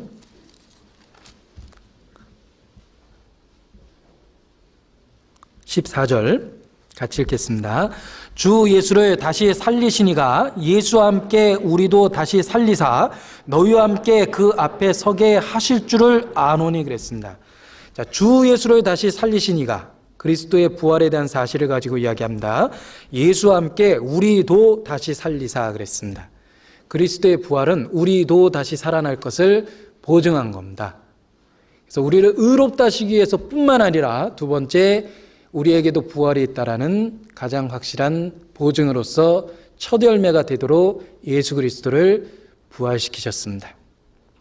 자, 예수님께서도 친히 이르시기를 장례식 묘비 비문에 많이 쓰는 구절입니다. 요한복음 11장에 보면 이런 말씀이 있어요. 나는 부활이요 생명이니 나를 믿는 자는 죽어도 살겠고 살아서 나를 믿는 자는 영원히 죽지 아니하리라. 자, 이 말씀은 조지 워싱턴이라는 미국 대통령 비문에 있는 구절이라고 그럽니다. 그래서 지금도 수많은 사람들이 자기 무덤의 비문에다 이 구절을 써놓습니다. 자, 예수님은 분명하게 이야기하셨습니다. 나는 부활이요 생명이라 그러셨습니다. 자, 그리스도로 말미암은 부활에 대한 약속이 확실하다는 걸 일깨워주기 위해서 예수님은 자기를 부활이라고 이야기하셨습니다. 나는 부활이요 생명이다. 나를 믿는 자는 죽어도 살겠고 살아서 나를 믿는 자는 영원히 죽지 아니하리라 약속하셨습니다. 우리의 부활에 대한 가장 확실한 보증, 예수 그리스도의 부활입니다. 그가 우리에 대한 보증으로서 첫 열매로서 부활하셨습니다. 자, 세 번째 그리스도의 부활에 대한 의미를 또 한 가지 생각을 해보겠습니다. 자, 부활이 있다. 죽은 자의 부활이 있다. 상급이 있다. 행한 대로 갚으리라. 그 상급에 대한 부활의 세계는 현실적으로 지금 바로 우리가 하나님 앞에 봉사할 수 있는 힘의 근원이 됩니다. 자, 새로운 아파트에 입주에 들어가기로 되어 있습니다. 1년 뒤에 넓고 좋은 아파트에 입주합니다. 그렇다면 그 입주할 아파트의 부금을 붓기 위해서 올 한 해 동안에만 온 가족이 방 하나에서 모여서 살아야 됩니다. 그래서 작은 방을 하나 얻어서 온 가족이 단칸방 생활을 시작을 했습니다. 그래도 아마 행복할 거예요. 왜? 야, 우리가 이렇게 고생하지만 내년이면 입주한다. 이렇게 해서 그 단칸방의 어려운 생활을 견딜 수 있을 거라고 생각합니다. 자, 그와 유사하게 영원한 부활에 대한 약속은 바로 지금 현실적인 우리의 세계에서 우리의 희생과 수고를 만들어내는 근본적인 동기가 됩니다. 그 부활을 바라보는 신앙을 갖고 있을 때 바로 지금 봉사할 수 있습니다. 영원한 세계를 바라보며 일할 수 있습니다. 만일에 지금 부활에 대한 소망이 별로 없다. 있으면 가고 없으면 할 수 없다. 그런 정도의 신앙이라면 틀림없이 신앙도 타협되어 있을 겁니다. 그 사람의 소망은 현실이기 때문에 그렇습니다. 난 모든 소망을 하나님께 걸었다. 난 후일을 웃겠다. 난 소망을 하나님께 두었다. 그 부활에 대한 약속이 그 사람을 지금 일하게 만듭니다. 그래서 예수님이 부활하셨다라는 의미 중에 세 번째는 바로 지금 우리가 하나님 앞에 봉사하고 일하며 수고할 수 있는 근거가 된다는 겁니다. 영원한 세계가 있다라는 겁니다. 그래서 어떤 봉사에 대한 대가가 직접적으로 주어지지 않는다 하더라도 하나님 앞에 참고 견디며 생활할 수 있는 겁니다. 빌립보서 1장 22절 말씀을 하나 읽겠습니다.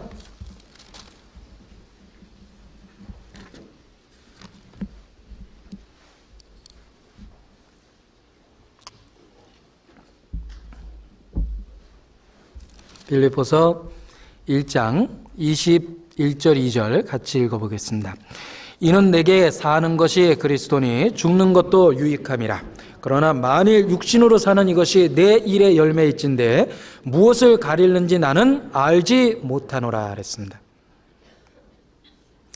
육신으로 사는 이것이 내 일의 열매가 된다 그랬습니다. 우리의 각각의 수고에 대한 열매가 되고 결실이 되는 겁니다. 울면서 씨를 뿌리러 나가는 자는 정녕 기쁨으로 그 단을 거두리로다 약속하셨습니다. 심은 대로 거둡니다. 울면서 씨를 심어본 사람이 기쁨으로 거둘 수 있는 단이 생기는 겁니다. 자, 영원한 세계를 위해서 얼마만큼의 시간을 투자하셨습니까? 얼마만큼의 봉사를 하고 얼마만큼의 수고를 하고 있다고 생각하십니까? 바로 우리의 신앙이 부활의 신앙일 때 우리의 수고가 더욱더 힘있게 수고가 되고, 그리고 내가 수고하고 봉사했던 모든 것에 대해서 아무 사람도 알아주지 않고 오히려 오해를 받을지라도 웃을 수 있습니다. 왜? 은밀히 보시는 하나님을 느끼기 때문에 그렇습니다. 우리의 수고에 대해서 다 보상을 이 세상에서 못 받았다면 하나님 앞에 기쁨을 가질 수 있습니다. 의인의 부활 때에 내가 갚으리라.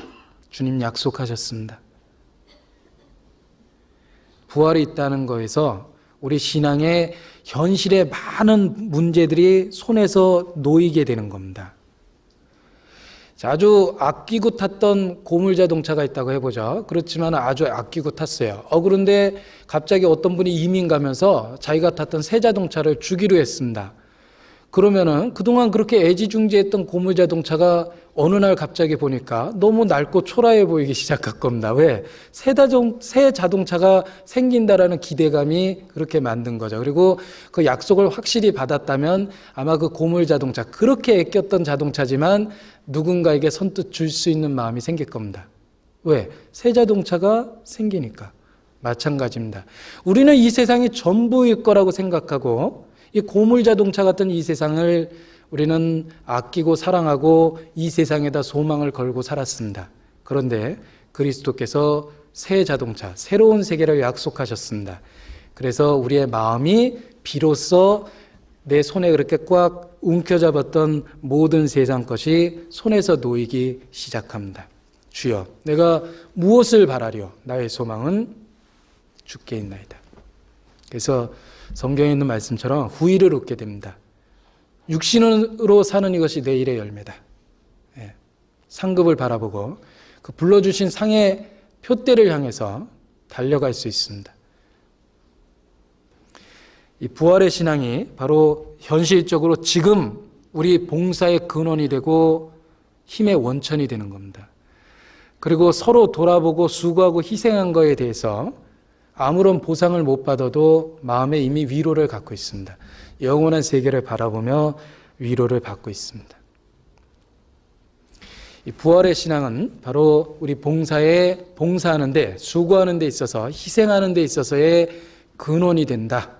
그렇게 이야기할 수 있습니다. 그래서 그리스도의 부활의 의미의 세 번째는 우리 봉사하는 생활 속에 근본적인 힘의 원동력이 그리스도의 부활이다. 이렇게 이야기할 수 있습니다. 자, 네 번째, 그리스도의 부활의 의미를 하나 더 찾아본다면 인간의 모든 질문에 대해서 하나님의 섭리에 대한 우리의 의문들이 많이 있습니다. 그 하나님의 섭리에 대한 우리의 많은 의문에 대해서 부활이 있다라는 사실이 답이 될 때가 많습니다. 그리스도의 부활, 또 우리에 대한 부활에 대한 약속은 우리에 대한 많은 하나님에 대한 오해와 질문들에 대한 충분한 답이 됩니다. 몇 가지 예를 들어보죠. 하나님, 왜 악인이 잘 됩니까? 왜 내 인생은 그렇게 슬프고 불행했고 내게 어두웠던 일이 왜 그렇게 많습니까? 왜 죄 없는 사람들이 죽어가고 힘없는 사람들이 고난을 받고 의롭게 살고자 하는 사람이 어렵게 사는 세상입니까? 왜 악인이 잘 되고 흉악한 자들이 날뛰니까? 역사는 왜 그렇게 잔인했습니까? 왜 믿는다고 하는 사람 세계 속에 그런 슬픔이 있습니까? 왜 병든 자가 있습니까? 왜 고통받는 자가 있습니까? 왜 불구자가 있습니까? 우리의 많은 쏟아지는 의문 속에 하나님은 대답하십니다. 죽은 자의 부활이 있다. 그게 답입니다. 우리는 이 세상이 전부일 거라고 생각하고 하나님께 불평을 쏟아놓습니다. 그러나 그 많은 불평들에 대한 답은 영원한 세계가 있다라는 겁니다. 잠시 잠깐 후에. 내가 자세히 살필지라도 악인들은 없다 그랬습니다. 구속받은 자만 남습니다. 그때 우리의 수많은 오해와 의문들에 대해서 명확하게 이해가 될 겁니다. 부활은 바로 그러한 인간의 질문에 대한 답이 되고 있습니다. 자, 구약 성경을 읽다가 전쟁 이야기를 읽었습니다. 남녀노소를 불문하고 진멸하라. 성경을 잘못 읽었다고 생각했습니다. 다시 봤습니다.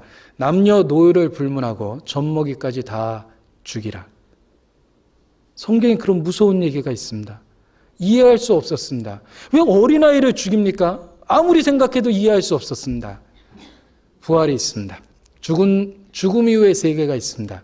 그게 답입니다. 우리는 죽음을 절망이라고 생각했고 끝이라고 생각했기 때문에 이해를 못했던 거예요. 하나님은 그 어린아이들의 죄 많은 부모 밑에서 자라는 걸 더 이상 원치 않으셨습니다. 차라리 데려가시길 원하셨습니다. 그래서 데려가신 것뿐입니다.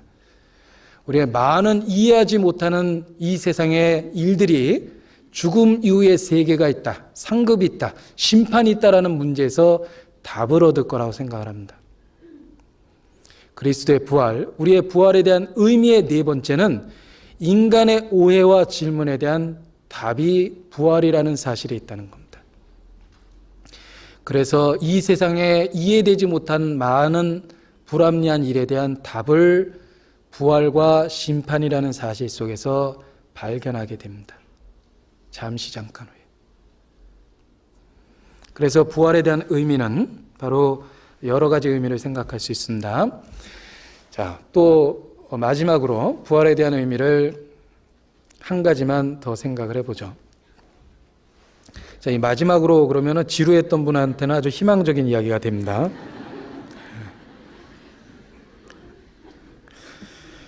자, 고린도전서 15장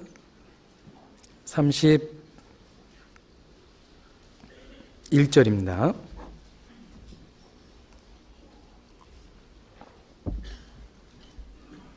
형제들아, 내가 그리스도 예수 우리 주 안에 가진 바 너에게 대한 나의 자랑을 두고 단언하노니 나는 날마다 죽노라.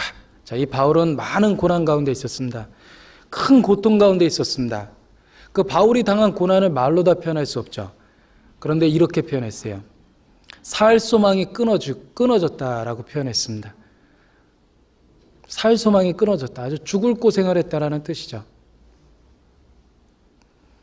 자, 이 바울은 많은 고난이 있었는데 그는 고백하기를 나는 날마다 죽노라라고 이야기했습니다. 우리 개인적으로 매일매일 죽음에 대한 가능성을 가지고 산다면 그 인생이 어떻게 변할 것 같습니까? 하나님 없이 죽음에 대한 가능성을 매일 갖고 산다고 생각해보죠. 미쳐버릴 겁니다. 사형수가 그런 경우죠. 사형수는 매일매일 죽음의 가능성을 갖습니다. 하나님도 모르고 소망이 없는 사형수라면 아마 정신질환에 시달릴 겁니다. 얼마나 두렵겠습니까? 언제 죽을지 모른다라는 게 얼마나 두렵습니까? 자, 그러나 그리스도 안에 있으면 단언할 수 있습니다. 날마다 죽을 수 있습니다. 날마다 죽음이라는 위기가 닥쳐와도 당할 수 있습니다. 죽음의 가능성을 생각할 때 마음의 위로를 얻습니다. 담대함을 얻을 수 있습니다. 날마다 죽노라 그랬죠? 죽을 준비가 돼 있는 사람만이 그런 고백할 수 있습니다. 그리스도인만이 그리스도의 죽음과 부활을 통해서 영원한 세계에 대한 약속을 마음에 가지고 있는 사람만이 단언할 수 있습니다. 나는 날마다 죽노라. 매일매일 하루를 시작할 때마다 진짜 그날이 마지막 날이라고 한번 생각하고 살아보십시오. 그리고 실제로 그렇게 될 가능성은 얼마든지 있습니다. 그러면 사는 모습이 달라지고 신앙의 각오가 틀려질 겁니다. 그리스도는 부활하셨고 우리는 죽음에 대한 권세를 깨트린 그리스도를 믿고 있습니다. 우리도 그 그리스도 안에서 감히 단언할 수 있습니다. 그리스도 예수 우리 주 안에서 가진 바 너희에게 대한 나의 자랑을 두고 단언하노니 날마다 죽을 수 있다고 이야기합니다. 우리도 그렇게 고백할 수 있습니다. 시시로 또 수시로 다가오는 죽음의 가능성에 대해서 우리는 두려워하지 않고 살 수 있습니다. 가끔 전도 집회 때문에 지방에 가볼 기회가 많습니다. 그러면 아주 낯선 곳에 가게 되면은 어떤 낯선 곳에서 생기는 두려움도 있을 수 있고 또 오랫동안 차를 타거나 그런 비행기를 타고 이렇게 갈 때가 많습니다. 근데 이상한 건 비행기 탈 때마다 꼭 괌 사고 생각이 요즘에 나요. 자꾸 그 생각이 납니다. 그러면 이게 떨어질 수 있다라는 가능성을 이제 생각해 보면 약간의 두려움을 느끼죠. 그러면서 이제 내 신앙을 다시 한번 하나님 앞에 뒤집어 봅니다. 내가 과연 오늘 지금 바로 이 순간 주님을 만날 준비가 돼 있을까? 아무 일 없이 도착했습니다. 하나님께 감사합니다. 왜? 아무 일 없어서 감사한 게 아니고요. 내 자신이 너무 부끄러웠고 하나님을 위해서 살 수 있는 기회를 주시는구나. 그래서 감사합니다. 자, 바울은 담대하게 고백했습니다. 나는 날마다 죽노라. 매일매일의 죽음의 가능성 앞에서도 바울은 담대했습니다. 어떻게 그럴 수 있습니까? 그는 그렇게 주님과 동행하고 그 부활의 사실을 확신하고 죽음의 공포를 떨쳐버렸습니다. 그거는 자기 생애를 그리스도에게 완전히 맡기고 포기한 자만이 할 수 있는 고백이라고 생각합니다. 대부분의 사람들은 삶의 애착을 갖고 있습니다. 이 세상에 대한 애착이 너무 많습니다. 그들은 죽음의 가능성 앞에서 두려워합니다. 그러나 진짜 우리의 생애 전부를 하나님께 드리고 자기 생애를 그리스도 안에서 포기한다면 우리도 그리스도 안에서 감히 단언할 수 있습니다. 나는 날마다 죽노라. 바울은 그렇게 고백했습니다. 자, 그리스도의 부활과 우리 부활에 대한 약속은 우리에게 어떤 의미를 주냐면 매일매일 죽음의 가능성 앞에서 위로를 받고 죽음의 두려움으로부터 벗어날 수 있습니다. 그래서 역설적으로 그리스도인으로서의 생활을 더 활발히 생동감 있게 할 수 있습니다. 자, 이 부활은 신앙의 가장 핵심적인 부분입니다. 우리가 부활에 대한 사실을 분명하게 마음에 붙들고 있으면 우리의 신앙생활이 다 영원한 세계하고 연결됩니다. 하나님의 상급을 바라봅니다. 억울한 일 당해도 참을 수 있습니다. 고생하고 수고하고 욕을 먹었다 하더라도 견딜 수 있습니다. 은밀히 보시는 하나님을 바라봅니다. 부활의 신앙이죠. 잠시 후에 주님이 갚아주십니다. 그리고 다른 영혼에 대한 긴박감도 가질 수 있고 영혼에 대한 애착감도 가질 수 있습니다. 부활의 신앙에 굳게 서 있을 때 그렇게 됩니다. 그래서 구원을 받을 때도 그리스도의 죽음과 부활이라는 복음을 통해 구원을 받았고, 자, 이제 신앙생활을 어떻게 유지하고 계십니까? 부활의 신앙입니다. 그가 살아계십니다. 우리를 도우고 계십니다. 지금도 돕고 계십니다. 앞으로도 도우실 겁니다. 그리고 부활의 세계가 있습니다. 잠깐 후에 하나님 앞에 영원히 이어지는 세계가 있습니다. 오늘이 우리에게 이렇게 주어졌습니다. 또 한 해가 우리에게 주어졌습니다. 기회라고 생각하지 않습니까? 하나님은 내게 1998년이라는 기회를 주셨습니다. 오늘이라는 기회를 또 주셨습니다. 부활의 신앙에 우리가 설 때 오늘을 포기할 수 있고 올 한 해를 포기할 수 있고 나머지 내 생애를 포기할 수 있습니다. 그리스도를 위해서. 이 부활의 신앙은 항상 그리스도인을 힘있게 하고 흔들리지 않게 하고 그리고 모든 봉사하는 데 위로를 받고 힘의 공급을 받게 해준다고 생각을 합니다. 그래서 이 부활에 관한 이야기가 고린도전서 15장에 계속 나오죠. 결론을 이렇게 내요. 고린도전서 15장 55절부터 보겠습니다. 제가 읽겠습니다. 55절. 사망아 너의 이기는 것이 어디 있느냐? 사망아 너의 쏘는 것이 어디 있느냐? 사망에 쏘는 것은 죄요 죄의 권능은 율법이라. 우리 주 예수 그리스도로 말미암아 우리에게 이김을 주시는 하나님께 감사하노니. 58절 같이 읽겠습니다. 그러므로 내 사랑하는 형제들아 경고하며 흔들리지 말며 항상 주의 일에 더욱 힘쓰는 자들이 되라. 이는 너희 수고가 주 안에서 헛되지 않은 줄 알미리라. 그러므로 그랬죠.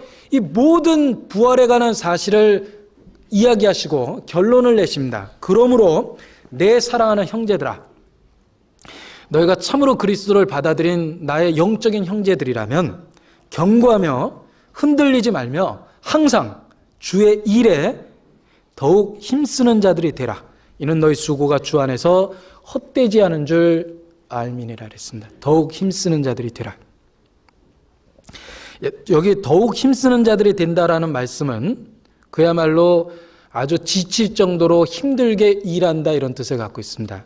그 밑에 너희 수고가 그랬죠. 이 수고라는 말 역시 정신적으로나 육신적으로 완전히 지쳐 있다 이런 뜻이랍니다. 진짜 주님의 일을 지쳐 있을 정도로 하십니까?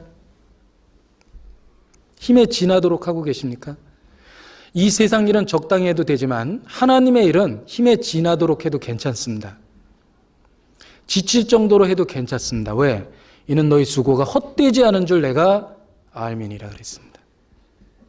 주님은 약속하셨습니다.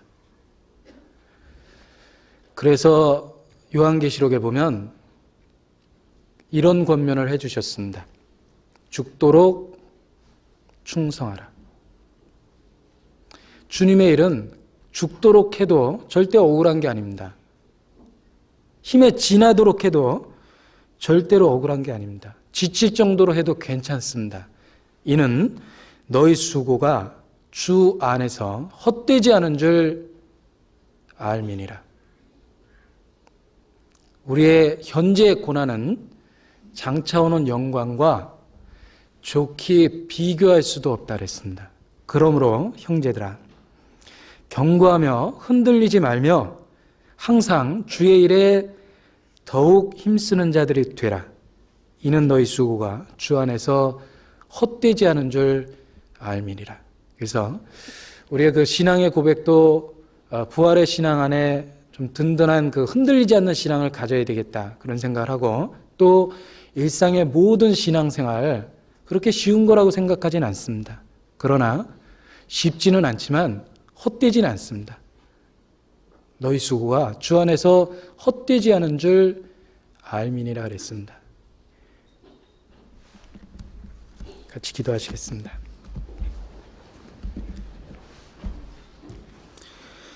아버지 하나님, 우리에게 더욱더 힘과 지혜를 베풀어 주시기를 주님 앞에 간절히 기도합니다. 일상의 모든 일 가운데 승리하며 모든 유혹을 떨쳐버리고 그리스도인으로서 빛의 자녀답게 살 수 있도록 도와주시옵소서. 우리 빛의 자녀답게 살아가는 삶의 모습 속에 우리 주변에 이루어진 영혼들에게 복음을 전할 기회가 생기는 줄 압니다. 주님, 그 선한 일에 예비될 수 있도록 우리의 생활을 주장하여 주시고 주님 귀한 일 가운데 각각 쓰임이 될 수 있도록 우리의 생애를 주장하시고 인도하여 주시옵소서. 오직 부끄럼 없이 영광 중에 주님 만날 수 있도록 도와주시고 우리 하루하루를 가치 있게 보낼 수 있도록 함께해 주시기를 참으로 부탁드립니다. 저희를 사랑하시는 예수님 이름으로 기도드렸습니다. 아멘.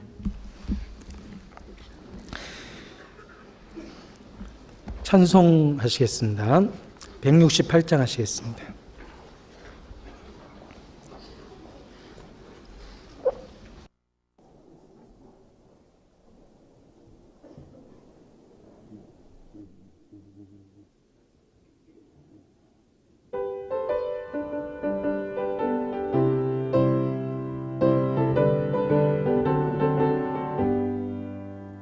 하나님의 나팔 소리 천지 진동할 때에 예수 영광 중에 구름 타시고 천사들을 세계 만국 모든 곳에 보내어 구원 얻은 성도들을 모으리. 나팔 불 때 나의 이름, 나팔 불 때 나의 이름, 나팔 불 때 나의 이름 부를 때에 잔치 참여하겠네. 무덤 속에 잠자던 자 그때 다시 일어나 영화로운 부활 승리 얻으리. 주의 택한 모든 성도 구름 타고 올라가 공중에서 주의 얼굴 배우리. 나팔 불 때 나의 이름, 나팔 불 때 나의 이름, 나팔 불 때 나의 이름 부를 때에 잔치 참여하겠네. 주님 다시 오실 날을 우리 알 수 없으니 항상 기도하고 깨어 있어서 기쁨으로 보좌 앞에 우리 나가서도록 그때까지 참고 기다리겠네. 나팔 불 때 나의 이름, 나팔 불 때 나의 이름, 나팔 불 때 나의 이름 부를 때에 잔치 참여하겠네. 광고 말씀 있으시겠습니다. 다음 주 월요일부터 우리 주간 대전도 집회가 있습니다. 많은 기도해 주시고요. 주변에 이뤄진 영혼들에게 전도하는 좋은 기회로 활용해 주시기 바라겠습니다. 변인교 전도사님 처가댁에 할머니가 돌아가셨습니다. 그래서 오늘 밤 10시 30분에 부천 세종병원에서 발인식이 예정되어 있습니다. 참석을 원하시는 분은 3층 강당 로비에 모여주시면 되는데요. 특히 안양교구 성도님들께서 많이 참석해 주시기를 바랍니다. 98구역 구역 모임 일요일날 전영호 집사님 댁에서 있는데 시간만 17일 토요일 오후 7시로 변경됐습니다. 착오 없으시기 바라겠습니다. 광고 마치겠습니다.